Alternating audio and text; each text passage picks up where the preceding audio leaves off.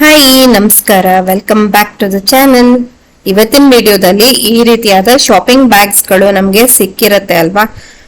So ಅದನ್ನ ಬಳಸ್ಕೊಂಡು ಒಂದು ಉಪಯೋಗಕ್ಕೆ ಬರುವಂತ ವಸ್ತುವನ್ನ ಮಾಡೋದನ್ನ ತೋರಿಸ್ತಾ ಇದ್ದೀನಿ. ನೀವೆಲ್ರೂ ತುಂಬಾ ಜನ ಹೇಳ್ತೀರಾ ಅಲ್ವಾ, ಸ್ಪಾಂಜ್ ಇರಲ್ಲ ಹೇಗ್ ಮಾಡೋದು ಅಂತ ಹೇಳಿ. ಸೊ ಈ ರೀತಿಯಾದ ರೈಸ್ ಬ್ಯಾಗ್ ಗಳನ್ನ ಬಳಸಿ ನಾವು ಸುಂದರವಾದ ಬ್ಯಾಗ್ಸ್ ಅನ್ನ ಮಾಡ್ಕೊಳ್ಬಹುದು. ಈಗ ನಾನಿಲ್ಲಿ ಒಂದು ಬಟ್ಟೆಯನ್ನ ಇಟ್ಕೊಂಡು ಅದರ ಅಳತೆಗೆ ಕರೆಕ್ಟ್ ಆಗಿ ಬ್ಯಾಗ್ ಅನ್ನ ಕಟ್ ಮಾಡ್ಕೊಳ್ತಾ ಇದ್ದೀನಿ. ಇವತ್ತಿನ ವಿಡಿಯೋವನ್ನ ಶುರು ಮಾಡೋಕ್ಕಿಂತ ಮುಂಚೆ ಯಾರೆಲ್ಲ ನಮ್ಮ ಚಾನಲ್ ಅನ್ನ ಹೊಸದಾಗಿ ನೋಡ್ತಿದ್ರು ದಯವಿಟ್ಟು ಸಬ್ಸ್ಕ್ರೈಬ್ ಮಾಡ್ಕೊಂಡು ನೋಡಿ. ಹಾಗೆ ಈ ವಿಡಿಯೋ ನಿಮ್ಗೆ ಇಷ್ಟ ಆಗಿದ್ದಲ್ಲಿ ದಯವಿಟ್ಟು ಒಂದು ಲೈಕ್ ಅನ್ನ ಕೊಡೋದನ್ನ ಮರಿಬೇಡಿ. ಹಾಗೆ ನಿಮ್ಮ friends, family, neighbours, well wishers ಎಲ್ಲರಿಗೂ ನನ್ನ ವಿಡಿಯೋಸ್ ಅನ್ನ ಶೇರ್ ಮಾಡಿ. ಸೊ ಇವತ್ತಿನ ವಿಡಿಯೋವನ್ನ ಶುರು ಮಾಡೋಣ. ಈಗ ನಾನು ಕಟ್ ಮಾಡ್ಕೊಂಡಿದ್ದಾಯ್ತು. ನಂತರ ಇದರ ಅಳತೆಯನ್ನ ಒಂದ್ಸಲ ಹೇಳ್ತೀನಿ. ಇದು 12 ಇಂಚು ಉದ್ದ ಇದೆ, ಹಾಗೆ 8.5 ಇಂಚು ಅಗಲ ಇದೆ. ನಾನು ಆಗ್ಲೇ ಕಟ್ ಮಾಡ್ಕೊಂಡಲ್ಲ ಶಾಪಿಂಗ್ ಬ್ಯಾಗು, ಅದರ ಒಂದು ಪೀಸ್ ಅನ್ನ ಮೇನ್ ಫ್ಯಾಬ್ರಿಕ್ ಮೇಲೆ ಹೀಗೆ ಇಡ್ತಾ ಇದ್ದೀನಿ. ಮತ್ತೆ ನಾನು ಲೈನಿಂಗ್ ಬಟ್ಟೆಯನ್ನು ಅದೇ ಅಳತೆಯಲ್ಲಿ ಕಟ್ ಮಾಡಿ ಇಟ್ಕೊಂಡಿದ್ದೀನಿ. ಸೊ ಈಗ 4 ಕಡೆಗೂ ಸ್ಟಿಚ್ ಹಾಕಿ ಅದನ್ನ ಫಿಲ್ಟ್ ಮಾಡಿ ಜಾಯಿನ್ ಮಾಡ್ಕೊಳ್ತೀನಿ. ನಂತರ ಮತ್ತೆ 2 ಫ್ಯಾಬ್ರಿಕ್ ಅನ್ನ ತಗೊಂಡಿದ್ದೀನಿ. ಹಾಗೆ ಅದರ ಅಳತೆ 6 ಇಂಚು ಉದ್ದ ಇದೆ, 8.5 ಇಂಚು ಅಗಲ ಇದೆ. ಆ ರೀತಿಯಾದ್ದು 2 ಪೀಸಸ್ ಬೇಕು. ಜೊತೆಗೆ ಶಾಪಿಂಗ್ ಬ್ಯಾಗ್ ಅನ್ನ ಕಟ್ ಮಾಡಿ ಇಟ್ಕೊಂಡಿದ್ನಲ್ಲ ಅದನ್ನ ಮಧ್ಯದಲ್ಲಿ ಇಟ್ಕೊಳ್ತಾ ಇದ್ದೀನಿ. ಹಾಗೆ ಮತ್ತೆ ಲೈನಿಂಗ್ ಬಟ್ಟೆಯನ್ನ ಅದೇ ಅಳತೆಯಲ್ಲಿ ಕಟ್ ಮಾಡಿ ತಗೊಂಡಿದ್ದೀನಿ. ಬೇಕಿದ್ರೆ ಲೈನಿಂಗ್ ಬಟ್ಟೆಯನ್ನು ಕೂಡ ಇದರಲ್ಲಿ ಸ್ಕಿಪ್ ಮಾಡಬಹುದು. ಹಾಗೆ just rice bag, just shopping bag ಮತ್ತೆ ಮೇನ್ ಫ್ಯಾಬ್ರಿಕ್ ಹಾಕಿ ಮಾಡಬಹುದು. ಈಗ ನಾನು ಇವನ್ನು ಅಷ್ಟೇ 3 ಒಟ್ಟಿಗೆ ಸೇರಿಸಿ ಜಾಯಿನ್ ಮಾಡ್ಕೊಳ್ತೀನಿ. ಇವಾಗ ಜಾಯಿನ್ ಮಾಡ್ಕೊಂಡಿದ್ದಾಯ್ತು ನೋಡಿ. ಈ ರೀತಿಯಾಗಿ 3 ಪೀಸಸ್ ರೆಡಿ ಆಯ್ತು. ಈಗ ಏನ್ ಮಾಡ್ಬೇಕು, ಆ ಚಿಕ್ಕ ಪೀಸಸ್ ಇದ್ವಲ್ಲ ಅದರ ತುದಿಯನ್ನ ಈ ರೀತಿ ಡಬಲ್ ಫೋಲ್ಡ್ ಮಾಡ್ಬಿಟ್ಟು ಒಂದು ಸ್ಟಿಚ್ ಅನ್ನ ಹಾಕೊಳ್ಬೇಕು.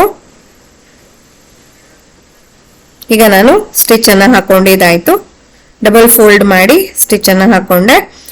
ನಂತರ ಏನ್ ಮಾಡ್ಬೇಕು ಅಂದ್ರೆ ಈ ಮೇನ್ ಫ್ಯಾಬ್ರಿಕ್ ಇತ್ತಲ್ವಾ ಅದನ್ನ ಈ ರೀತಿಯಾಗಿ ಸೀದಾ ಇಟ್ಕೊಂಡು, ಹಾಗೆ ಈ ಚಿಕ್ಕ ಪೀಸಸ್ ಅನ್ನ ಈ ರೀತಿಯಾಗಿ 2 ಸೈಡ್ಸ್ಗೂ ಉಲ್ಟಾ ಈ ರೀತಿಯಾಗಿ ಇಟ್ಬಿಟ್ಟು, ಇಲ್ಲಿ ವಿಡಿಯೋದಲ್ಲಿ ಕಾಣಿಸ್ತಿದೆಯಲ್ಲ ಈ ಪ್ರಕಾರವಾಗಿ ಇಟ್ಟು ನಂತರ ಅದನ್ನ ಸ್ಟಿಚ್ ಮಾಡ್ಬೇಕು. ಇನ್ ಬಿಟ್ವೀನ್ ಏನ್ ಮಾಡ್ಬೇಕು ಅಂದ್ರೆ ನಾನು ಮಾಸ್ಕಿನಿಂದ ಒಂದು ಎಲಾಸ್ಟಿಕ್ ಅನ್ನ ಕಟ್ ಮಾಡ್ಕೊಂಡೆ. ಹಳೆ ಮಾಸ್ಕ್ ಇತ್ತು, ಅದರಲ್ಲಿ 4 ಇಂಚ್ ಆಗುವಷ್ಟು ಉದ್ದ ಇದೆ ಇದು.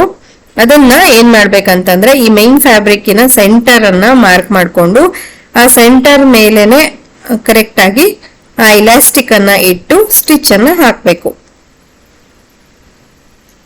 ನಾನಿಲ್ಲಿ ಇಲಾಸ್ಟಿಕ್ ಅನ್ನ ಇಡ್ತಾ ಇದ್ದೀನಿ. ನಂತರ ಅಲ್ಲಿ ಸ್ಟಿಚ್ ಹಾಕೊಳ್ತೀನಿ. ಸ್ಟಿಚ್ ಹಾಕೊಂಡಿದ್ದಾಯ್ತು, ಈ ರೀತಿಯಾಗಿ ಬಂದಿದೆ. ಮತ್ತೆ ಇವಾಗ ನಾನು ಮೊದಲಿಗೆ ಇಟ್ಟು ತೋರಿಸಿದ್ನಲ್ಲ ಆ ರೀತಿಯಾಗಿ ಇದನ್ನ ಇಟ್ಕೊಂಡು 4 ಕಡೆಗೂ ಸ್ಟಿಚ್ ಅನ್ನ ಹಾಕೊಳ್ಬೇಕಾಗತ್ತೆ. ಸ್ಟಿಚ್ ಹಾಕೋದ್ರ ಬಗ್ಗೆ ಡೀಟೇಲ್ ಆಗಿ ನಾನು ನೆಕ್ಸ್ಟ್ ವಿಡಿಯೋದಲ್ಲಿ ನಿಮ್ಗೆ ತೋರಿಸ್ತಾ ಇದ್ದೀನಿ. ಸೊ ಅಲ್ಲಿ ಚೆಕ್ ಮಾಡಿ. ಹೀಗೆ ಒಂದು ಕಾರ್ನರ್ ಇಂದ ಸ್ಟಾರ್ಟ್ ಮಾಡಿ ನಂತರ ಈ ರೀತಿಯಾಗಿ 3 ಕಡೆಗೂ ನಾವು ಸ್ಟಿಚ್ ಅನ್ನು ಹಾಕಬೇಕು. ಈ ಸೆಕೆಂಡ್ ಬಟ್ಟೆ ಎಂಡ್ ಆಗತ್ತಲ್ಲ ಅಲ್ಲಿ ಡಬಲ್ ಸ್ಟಿಚ್ ಹಾಕಿ ಗಟ್ಟಿ ಮಾಡಬೇಕು. ಅದೇ ರೀತಿಯಾಗಿ ಇನ್ನೊಂದು ಪಾರ್ಟ್ಗೂ ಹಂಗೆ ಸ್ಟಿಚ್ ಮಾಡಬೇಕು.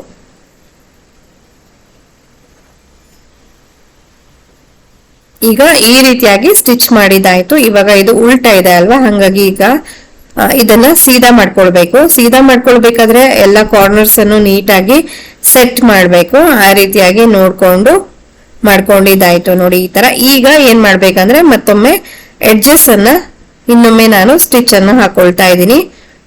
ಅವಾಗ ಕರೆಕ್ಟ್ ಆಗಿ ನಾವು ಸ್ಟಿಚ್ ಹಾಕಿರೋದು ನೀಟಾಗಿ ಕೂತ್ಕೊಳ್ಳುತ್ತೆ. ಫಿನಿಶಿಂಗ್ ಕೂಡ ನೀಟಾಗಿ ಕಾಣಿಸುತ್ತೆ. ಸೊ ಹಿಂಗೆ 1 ರೌಂಡ್ ಫುಲ್ಲು ಸ್ಟಿಚ್ ಅನ್ನ ಹಾಕೊಂಡು ಕಂಪ್ಲೀಟ್ ಮಾಡ್ಕೊಂಡೆ.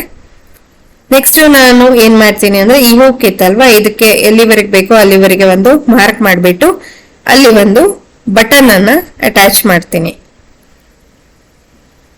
ಸೊ ಈ ತರದೊಂದು ಬಟನ್ ಇದೆ, ಅದನ್ನ ನಾನು ಅಟ್ಯಾಚ್ ಮಾಡ್ತೀನಿ. ಇದು ಈಸಿ ಮೆಥಡ್.